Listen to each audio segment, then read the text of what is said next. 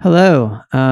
Good morning, or is it afternoon? Good noon to everyone. I'm Joel Ferree, and I am the program director of LACMA's Art and Tech Lab. And I'm delighted to be here. I would like to thank Robbie and Max for putting this together, Art Center for having us, and to Mika for putting us together and in touch. I'd also like to thank my colleagues, Celia and Dhyandra, for joining today because I feel like I'm here to talk about art and tech at LACMA, but the Art and Tech Lab at the museum is just sort of one small component in a much larger, more elegant machine. I don't want to say it's a machine, but we'll just run with the metaphor for now. Anyway, so basically, I'm just going to give a very quick overview of what the Art and Tech Lab is, what it does, and then frame it in a Web3 context. In short, our program is a grant program. We provide financial and in-kind support to artist projects that are working with exploring, engaging, emerging technologies. And the program is based off of LACMA's original tech program, which went from 1967 to 1971, which paired up leading artists of the time like Klaus Oldenburg with big technology companies in Los Angeles, like Disney Imagineering, IBM, Rand Corporation. And our basically, when we rebooted the lab in 2013, we were seeing ourselves as playing this role as really creating a safe space. And I think this kind of riffs off of actually what Mika and Rafiq were talking about earlier, a space that was failure tolerant for artists to engage with these new tools. New technologies, let's face it, they're risky. I mean, they break. The platforms can disappear, as we saw with the early evolution of Web3. And so there's a lot of instability that you have to navigate as an artist working in this space. How do you do it? And how do we, as a museum who is responsible for over 100,000 objects in our collection, caring for these objects, creating knowledge and communication around these objects, how can we engage responsibly in this space, which is, in early technology, we have to navigate the instability. We have to navigate, the chaos that you can find in this space. So navigating the turbulence is a pretty interesting conundrum for a large institution, which is playing this role as like a cultural steward. And so I promise I'm gonna get to Web3 in just a minute. Web3 is a really good example of how we do this kind of work. But really, our program started off as really creating this safe space for artists to work with new tools. And in the first few years, we saw it pretty much as just that. But then what we started realizing was that it wasn't just a one-way street, that there was more of an exchange happening. It wasn't just a museum and its staff, its educators, its curators, its conservators sharing their knowledge, and us, sharing our technology network. And, on behalf of the artist, we also saw that the museum was learning a lot from the work that these artists were doing in our program. And we started to see the ideas that were coming out of their work popping up in different ways around the museum. Maybe an artwork that was created in the program would be included in an exhibition. Maybe some new concepts that an artist came up with doing their research, changed the way that LACMA engages its audiences digitally. So we start to see more of an exchange happening as the program goes on. I think as we hit year 5, we really started to take notice of this. And so we started to see that the museum also needed a space to operate in that was failure tolerant. That is a place where the institution could actually come in and try new things and take some risks. And it was really, artists are very good at taking risks and doing these things. Museums, not so much. And again, it's because of, the responsibilities that we have to our collection, to the artists that are in our collection, to our public. And so the learning, these experiments, these artist experiments, the lessons that came out of it could really be applied. And so when, about 1.5, 2 years ago, when we really started to see the Web3, all this Web3 activity really perk up, I think everyone noticed how silent museums were at first. So we were like, everyone's kind of like, do we stick our head in the sand and just hope that this passes? This is like, do we, how do we engage with this? This is so new. It's also very fluid and dynamic, changing from one week to the next. And how do we engage without overcommitting our resources? If we were to engage with one of these new Web3 platforms, what do we do if it disappears in a couple of weeks?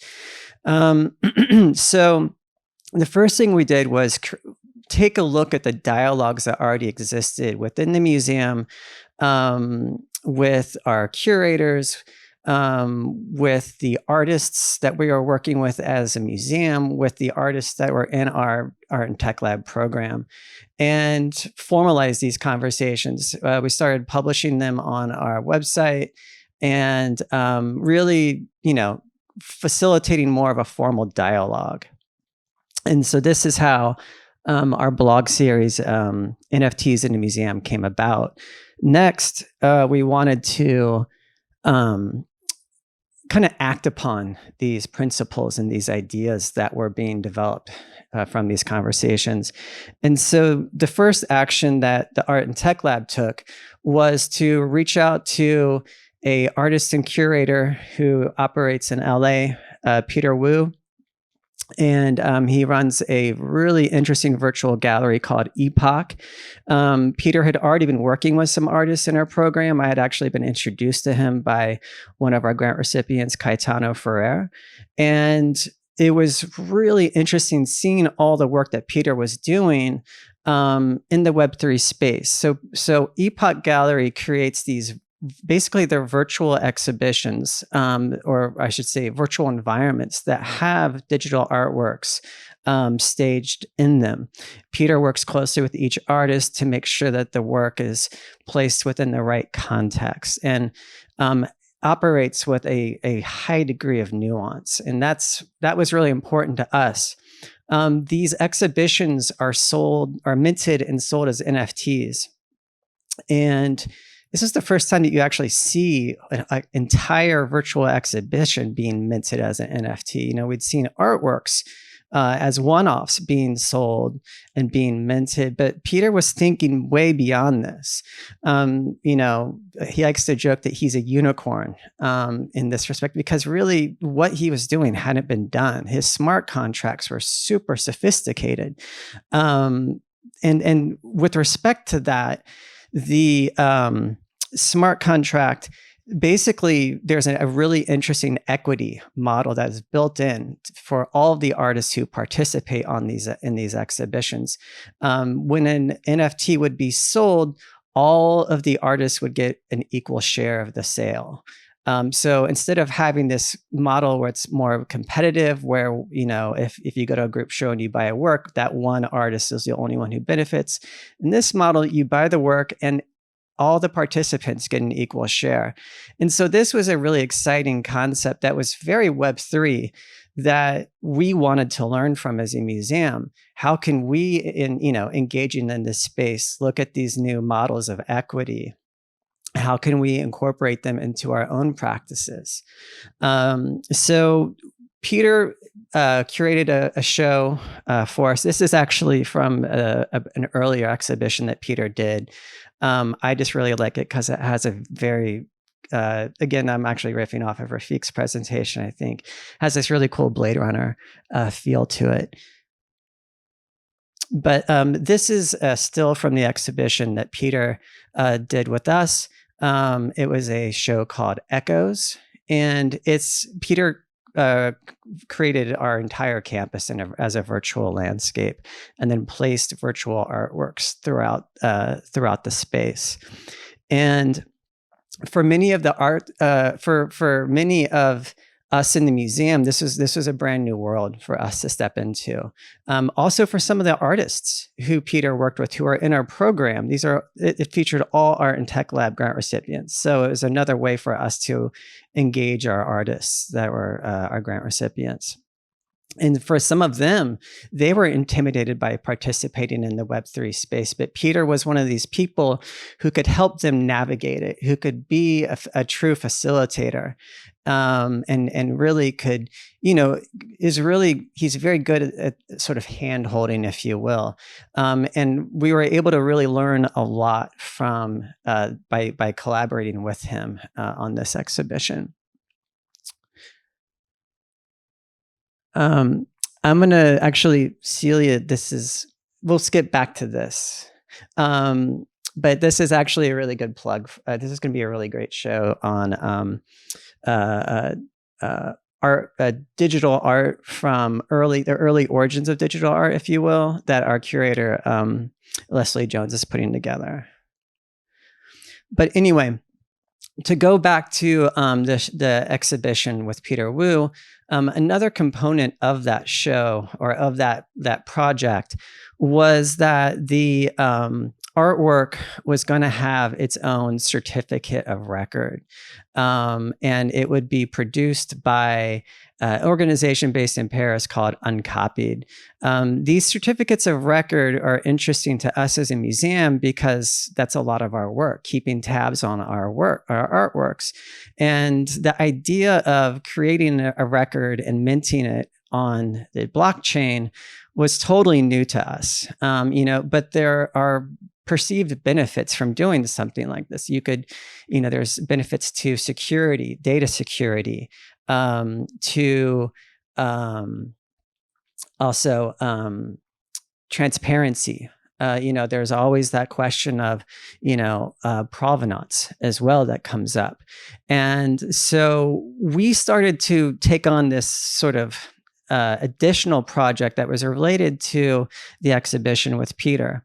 And this was, we wanted to create digital certificates for a couple of artworks from our collection and mint them on Algorand's blockchain. Algorand was the Algorand Foundation is the organization that funded this initiative. And what that was is we actually only and then we're about to wrap this up, we only minted 3 or 4 certificates of record. So just a small number of artworks. But what it has done has allowed us as an institution to wrap our minds around what this Web3 future could look like for us as a museum.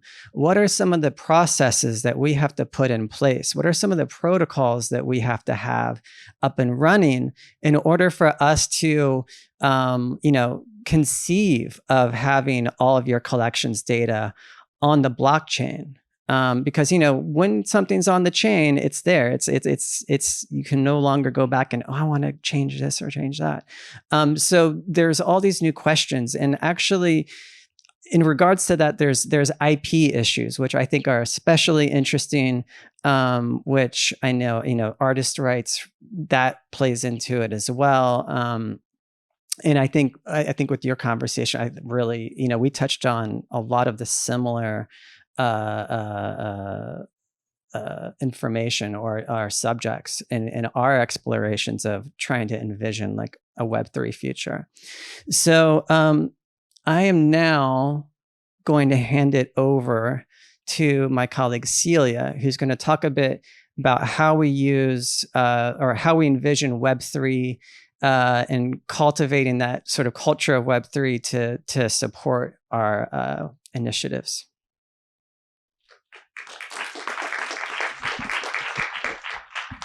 Hi, everyone. Thank you for joining us. Thank you, Art Center, for having us, and Mika for the introduction. Again, shout out to you, and my colleagues for joining me on this. And I'm Celia Yang, Head of Director Strategic Initiatives at LACMA. And before I started, I just wanted to go back and make a plug for my colleague, Leslie Jones, because she's curating the show, is super amazing, talking about the history, because 1950s is not really history if you consider the art historical canon of computer art, and reincorporating that into the art historical canon because there's so many amazing artists such as Harold Cohen and Vera Molnar who have been overlooked but recently then found again. And it's so timely because Leslie has been working on this show before the pandemic, before the rise of NFTs, and before the refocusing on digital art. So she always had her pulse on this and how it would reemerge. And so the show is super timely, debuting at LACMA next February. So I encourage everyone to come because it really does take a look at how digital art is not something that appeared in the last 2 years. It's been information and been brewing for many years and quite relevant. So I'm just going to talk a little bit about here. So last June, we worked with Paris Hilton, which I'm sure a lot of you know. She's an amazing activist, actually, and an entrepreneur. And we worked with her to create this fund at LACMA to support women artists and bring more of women working in the digital and Web3 realm into LACMA's collection. And it's something really important, especially, to Dhyandra and I, because there's so many male artists in this realm making headlines. And in actuality, there are a lot of female artists in this space doing really, really important work, and work that is not only thoughtful, but I joke with Joel, very heartful. A lot of what they do, like Mika, touch upon really important subjects and beautiful things, stories, narratives, content. And we felt like we really have to refocus the conversation of NFTs, digital art, Web3, back to that and less to just about market and numbers, even though, yes, it is very data driven, but there are also stories that are in this community that really need to be told. So we wanted this fund to help build that and to refocus the narrative and the storytelling. And one of the works that we've brought into LACMA is a work by Krista Kim called Continuum. And this is Paris and Krista in front of that work. And that work is paired with a beautiful soundtrack. And Krista takes the colors of LA and the sky from here and remixes it into this beautiful gradient that she feels can heal. And what Krista's practice is about healing through technology. And then another work we brought into the collection recently is by British-born artist Chantal Martin. And this is just a still of her work, but it's an NFT. And she did this live drawing at LACMA in January and then animated this drawing that is present physically into a digital work, and it's called The Question. And my presentation is super short because I want to leave it to Dhyandra, a curator at LACMA, to talk a little bit about the history and how LACMA has been already collecting digital art from female artists, but also kind of historicizing what we're doing at the museum. And so I'm going to hand it over to my colleague. Thank you so much, Celia, Joel, but also heartfelt thanks to Art Center for inviting LACMA to be here. It's always so much fun to come to Art Center. I'm just, even sitting in the audience today, I'm noticing artist sketchbooks.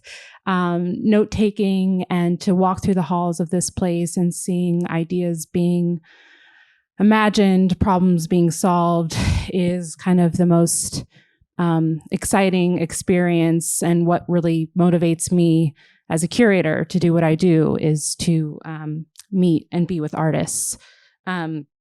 So working with Celia and Joel, I'm an assistant curator of contemporary art at LACMA.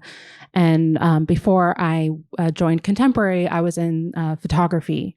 And so I'm really trained as a photographic historian, and that sort of vernacular and language has been helpful as we navigate bringing artworks minted on blockchain and sort of navigating different new technologies and media into our collections.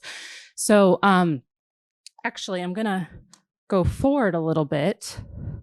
We'll come back to Tom and John Gerard. But I wanted to start here. LACMA was only 20 years old when we acquired Namjoon Paik's Video Flag Z in 1986. And it was the first work of new media that we acquired, and it continues to be a masterwork and cornerstone of our collection. The work emerged from out of a generation of artists working in the 50s and the 60s who were bringing our critical attention to media's impact on our culture, and recognized that technology was an urgent and new form of expression. Paik's pre-internet art anticipated the internet. The flashing images on his array of screens undermines linear time and reflects the chaos of modern experience. And this work dates from 1986, although it's one in a suite of 4. Paik's work establishes a generative and I think very inspiring and complex position to consider how we approach and think about collecting digital art. Technology and new media are integral to our institutional identity. As in addition to our work with Art and Technology Lab, our exhibition program is historically rich with explorations about technology. In recent programs, we've mounted major monographs by seminal figures like Diana Thader, who I know needs no introduction here at Art Center, but whose innovations in movement, color, scale prompt us to sort of critically examine the tension between the natural environment and mediated reality. We've collaborated with artists, but also with filmmakers like Alejandro Iñárritu and Carne and Arena, a virtuality creation that simulated what it might be like to cross the border between Mexico and the United States.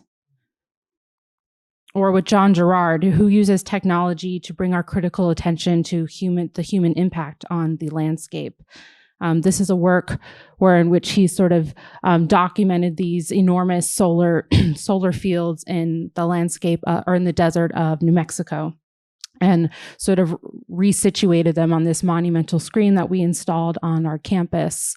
And I think presents a very hopeful and optimistic view for the way in which technology can be used to hone healing.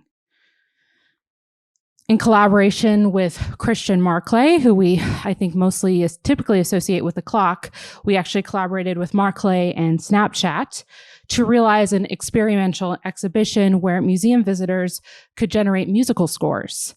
They would come into the gallery and play the piano, and as they stroked each key, app reels from Snapchat would correspond with the music.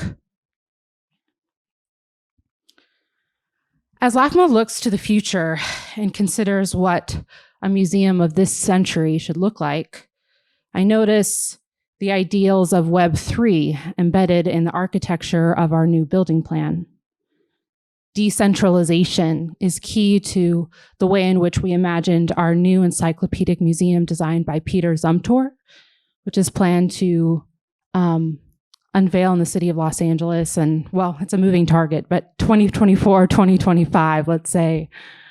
But you can see from its design that there is no, as it spans Wilshire Boulevard, there is no clear front or back, or we're not privileging any entrance on one side or the other, that east and west are sort of are equalized. Similarly, In the galleries, you notice there's one floor. When I was a young person, am I still a young person? I don't know.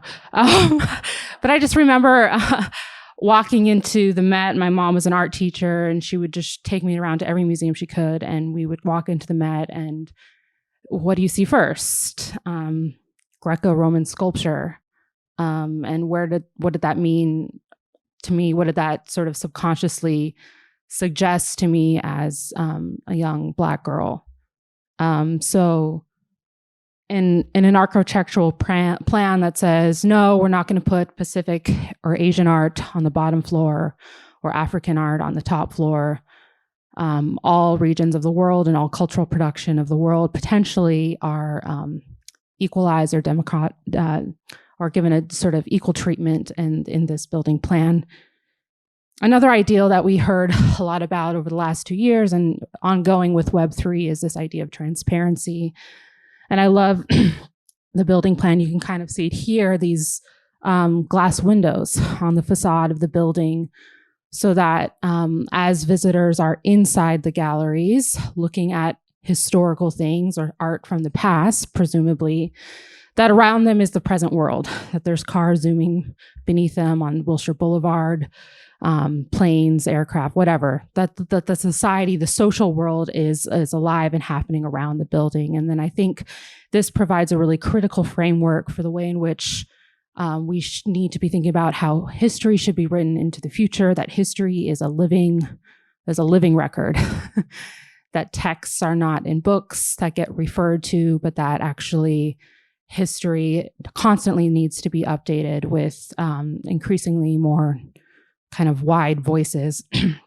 And just to add on this note, I've been part of a committee and a grant funded by the IMLS Foundation at the museum, in which we've called together curators at LACMA, but also other scholars in the area, other academics in our community here of Los Angeles, but also indigenous tribal leaders, to think critically about data. And Joel and the work through the lab and the Algorand grant and how collections can be kind of rethought with blockchain technology, I think is kind of integral to the way in which we write history in the future.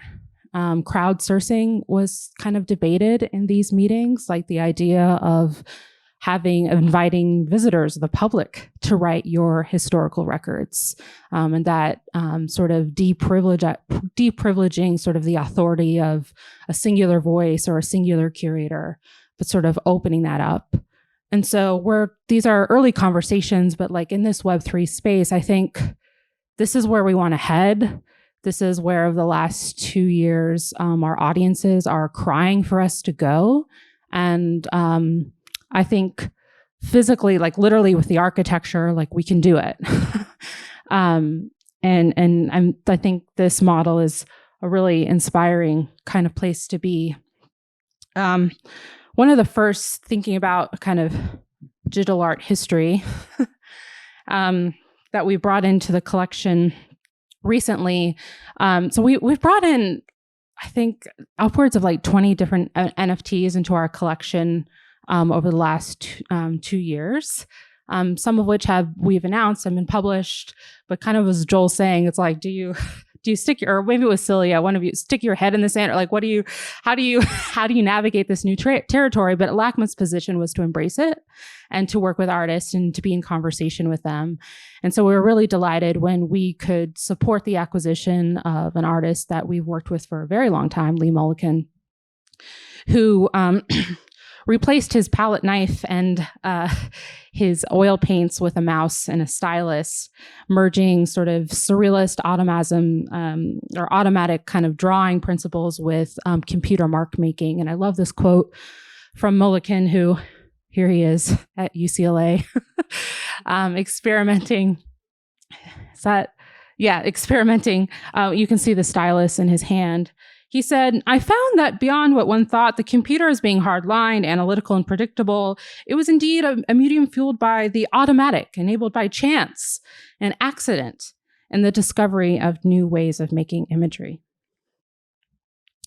Mulliken created over 100 computer-based images that were saved as TGA files and then stored on disks. But at the time, he wasn't able to output his drawings digitally, right? Which is like, that's a picture on a screen. And so at the time, what he did is he made prints. Like, seems like a logical solution. But that's not really what the intention of the work was. It was just sort of the conceptual or the technological limitation at that time. So then when blockchain came around, his estate thought, well, finally, we can certify and sell these works as he had initially intended them to be experienced. And so we're really delighted to bring the work into the collection, in which you can see, I think, very one-to-one almost formal relationships the way with his paintings, with his oil work. This is a work from 1970 called Guardian of the Modern. And just also to note that LACMA presented Mulliken's first retrospective in 2006. And so just kind of to footnote, as we're bringing NFTs like the Mulliken into our collection, it's always within the historical context of what we already have, stories that we can tell and expand upon. I think museums and museum curators are always thinking strategically with not about who can do what best or who can assemble the biggest or most prized collection, but what's the story that's relevant to this place and this history and where we are in the Pacific, and who are the artists that we work with, and what do we already have, and what can we add that extends and expands off of what we're already doing. So I mentioned that I came to NFTs through photography, but it was a useful vernacular because photographic terms enabled me to kind of grasp and contextualize the way in which blockchain worked. So I began to think about NFTs as film negatives, sort of these plastic supports or blank containers that had sort of emulsion or data or certificates embedded in them. And I love this work. This is another NFT that we brought into the collection last year, a work by a local artist named Jessica Wimbley, who has collapsed a variety of different imaging systems. The first major popular form of portrait photography, the carte de visite from the 19th century. You could see that that's the card. They're about, 4 by 2 inches. They're really small. And then she's collaged behind it, probably like a 1970s image from a Jet magazine, and then sort of made a scan and then sort of minted it on blockchain and gave it to us. And so I love the way in which she's sort of combined single-handedly in this single work, a history of photographic imaging, while at the same time critiquing the way in which images construct the way we see and potentially treat people. Other examples of the way in which artists are sort of toggling between analog and present-day technologies are evident in the work of Valerie Green or Melanie Wilhide, again, local LA artists. And also just a footnote too, that like supporting our community of makers in Los Angeles is integral to what we do. We're an encyclopedic museum, so we're responsive to global practice, but being responsive to what our artists are doing here and now is something that we're always paying attention to. So throughout the 2010s, I think these both works. Okay, Valerie's a little later, but we saw a lot of we're hinting towards NFTs and blockchains and a lot of photography in the way in which Wilhide and Green were sort of using aesthetics like glitch in digital collages, or Valerie Green, this is actually black and white duct tape that she's organized in her studio and then rephotographed it to look like the marching ants tool in Photoshop.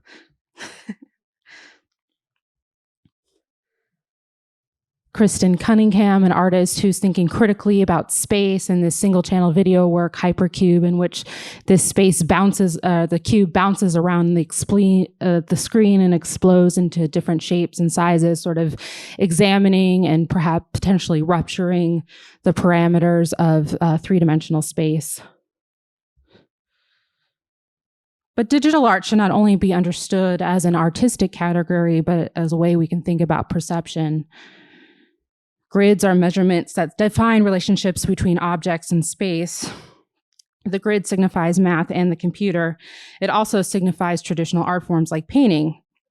Artists have negotiated the grid since the Renaissance.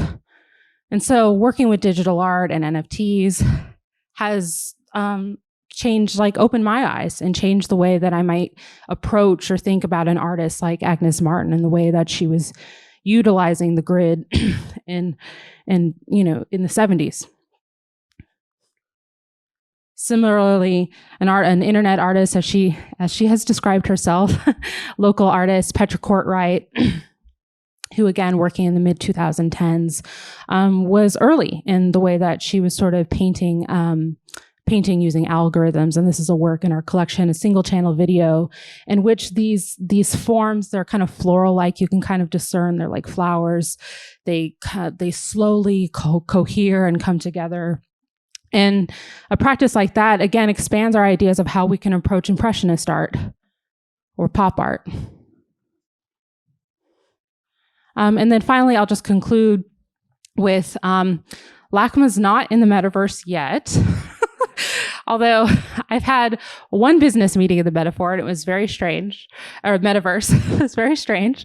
But an artist like Chow Fei, this is a work we brought into the collection in 2009, who's using Second Life before metaverse became a, sort of very popular vernacular term that we use, I think was anticipating it and anticipating where we're going. And I love in this work how she's bringing iconography from China and around the world, religious iconography, also important examples of 21st century architecture into this sort of visual collision that kind of collides and undermines our ideas about past and present, and pointing to sort of futurities in which we may increasingly have more virtual and so-called virtual and so-called real experiences. Thank you.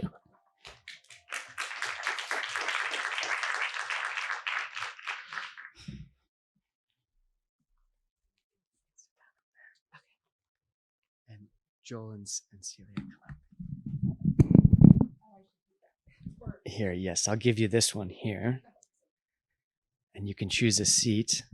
So thank you for all that you covered, Joel, Celia, and Dhyandra. And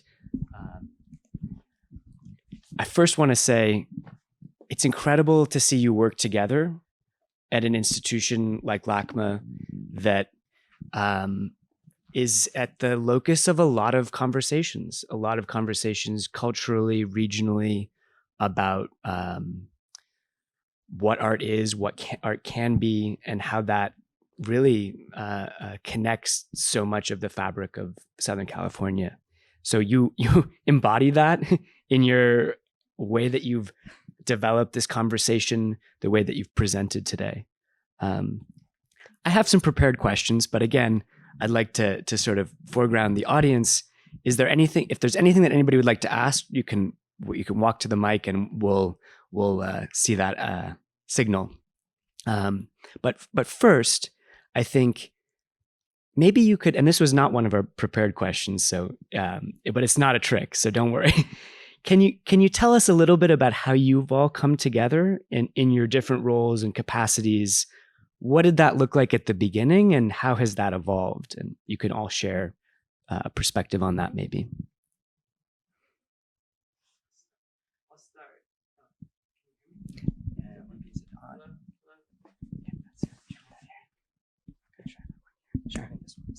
Hello. Okay. So, yeah, how do we all work together? And I think like traditionally museums have been siloed. I mean, the components within a museum have been siloed, and that's always been problematic because you don't know, what the other hand is doing. But I think one thing is, I think within LACMA, we have a number of different groups that intergroup meetings or work groups that we put together. We have an NFT work group. We have a time-based media committee that meets regularly, that pulls in specialists from all different backgrounds within the museum. And these sort of committees and what have you are very, very important in sort of getting people who have a very deep knowledge, out of their silos, so to speak. It is, and for me personally, because the Art and Tech Lab has this sort of unique position within the museum, I'm sort of the chicken with its head cut off, running around from one department to the next, being like, "Did you hear about this? This is really exciting." And so I do kind of hopscotch around the museum. And I also think, we all do to a certain degree at our various capacities. But we also need to have formal sort of protocols for ensuring that. And I think we are definitely developing more and more of those protocols. Web3 has definitely pushed us more into that, because the rate at which you learn concepts and you have to kind of adapt and respond to these new concepts is so fast now that you have to just, sometimes throw a half hour on someone's calendar, like an hour before the actual meeting is, and be like, "Sorry, I just really need to talk to you about this because this is happening," and just being more open to like informal conversations like that. Yeah, I would just add in general, there's everything about museum work is collaborative. Like everything that we do requires everybody's energy. I think there's sort of this, I hope like the days of like the star curator and stuff are kind of subsiding, or the star artist. Like I think there's never a singular voice. And if you're ever presented as though there's a singular voice to something, you should be suspicious, because we just know that creativity doesn't work like that. That artists and people are drawing always around them, kind of like a satellite of ideas that are kind of around us all the time that we're pulling from. And in practicum at a museum, there's people who have spent years training in art history and writing and working with artists. There's people who are specialists in computer science. There's people who are specialists in conservation. There are colleagues who are specialists in graphic design. Like every department at the museum has specialists. And so we all come together and bring our expertise to make hopefully something really beautiful and really meaningful. And so, yeah, I think the committees that we formed recently around blockchain required multiple points of view. We needed curators who know the collections really deeply, but we also they don't necessarily have the deep knowledge and sort of like the actual technology. And so we need to sort of share ideas to come up with the best procedures and sort of ways of, to carve paths forward. And we're able to use things, I mentioned the Nam June Paik, we're able to kind of work from video art. There's a lot of similar issues to deal with, like preservation and obsolescence that reemerge with blockchain. But there's some new stuff. And so again, it's kind of this idea of living history, living museum protocols, they have to adapt as artists continue to experiment. And just adding a little onto it, I want to give credit to Joel, because he's really been formalizing these groups within the museum to bring together all these creative voices to rethink what we can do as a museum in curatorial, engaging audiences, and using Web3 really as the genesis of how can we reimagine? Not that we haven't been reimagining, because as Dhyandra showed in her slide, we're building this new museum that reimagines a museum for the 21st century. So I feel like LACMA embodies like creativity, innovation, reimagining, and not being afraid to break molds and think about stories and things in different ways. And I think the groups that Joel have put together really democratizes everyone's voices so that we can be really powerful in rethinking. That's fantastic. And I think that approach to collaboration and the way that you talk to each other, the way that you kind of improvise and work together, that is both at the micro and macro level. I think that's true for artists who are maybe working outside of their comfort with technology, or technologists who are entering into a new space for the first time and not sure about artists and galleries and artworks on the wall and the history of all of that. So that modeling is really important. And I guess that sort of leads me to my next question, which is kind of also comprising some of the questions that we prepared, and we're sort of running short on time. So I'm going to kind of shrink it into a sort of question you can all address, which is how do you get through those moments of friction? So when there's some major resistance towards an experiment, or towards maybe a collection, or somebody on the board, or somebody in the kind of leadership of the museum, what happens when they sort of push back? How do you get around that? And anybody can, I mean, you can take this all in any direction too. Doesn't have to be big or small. That's a really good question. And I'll just answer briefly and first. So I don't believe we've actually run into that roadblock with what we're doing around Web3 and blockchain. Everyone has been really collaborative and open-minded.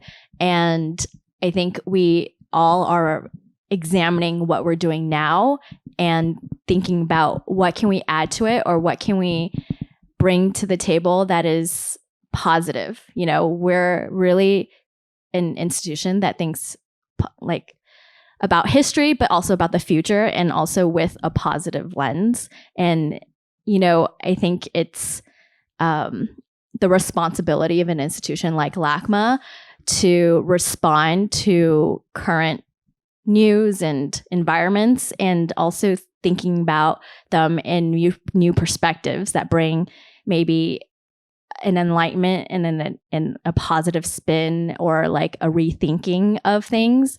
And so because we have that mindset in every single department, we haven't, I think, run into too many major roadblocks in that way. And also leadership has been really responsive to change and to thinking about things holistically, at the micro level, and just not just being stuck in the mud, you know, and going with the times. And that has always been kind of the model and the heart of the institution.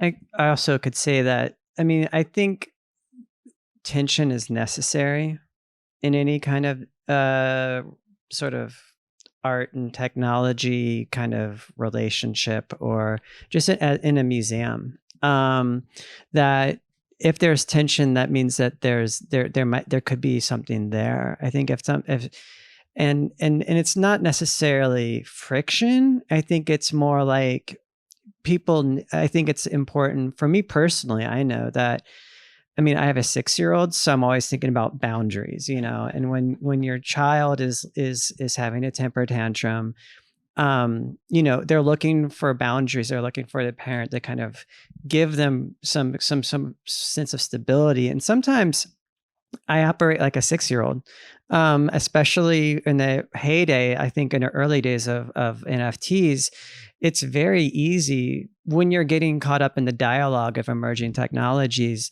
to drink a little too much Kool-Aid, and you need sort of the knowledge of the institution, all of the people that have already been working in the art, in that art space for so long, I kind of feel like I need to go back and have them rein me in and get me down to earth, because it also connects me with the present. It's too easily to get so caught up in imagining the future that people just don't even know what you're talking about anymore. So I feel like you need to have some sense of grounding. And so I think that's where tension can be very useful in a working relationship.